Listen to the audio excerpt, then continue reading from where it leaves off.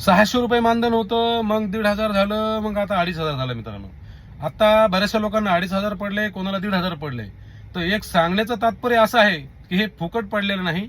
याच्यासाठी खूप मेहनत घ्यावं लागलेली आहे, खूप आंदोलन केले, कोणी कोणी उपाशी राहिले, बच्चूभाऊंना तर अन्न त्याग केलं ते रायगडमध्ये.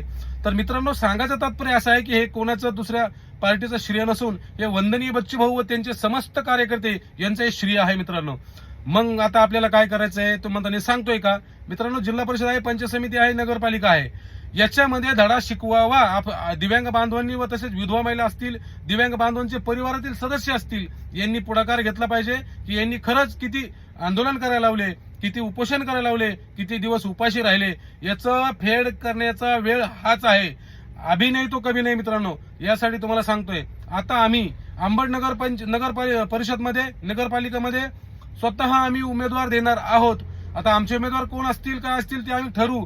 ज्या वार्डामध्ये आमचं मतदान जास्त असेल त्या वार्डात आम्ही उमेदवार देणार. ज्या वार्डात दिव्यांग बांधव असतील जास्त त्या वार्डात आम्ही उमेदवार देणार. ज्या वार्डात विधवा महिला जास्त असतील त्या वार्डात आम्ही उमेदवार देणार. कारण जेवढे नावं घेतलेत यांच्यासाठी अहोरात्र परिश्रम करणारी जर संघटना असेल तर ती प्रहार संघटना आहे.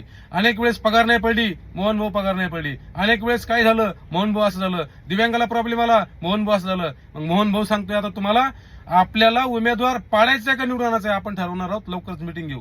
हा व्हिडिओ आपण जास्तीत जास्त शेअर करावा आणि एकदा समोरचे जे काही उमेदवार असतील त्यांना पण बघू द्या आपण काय बोलतोय. तर धन्यवाद.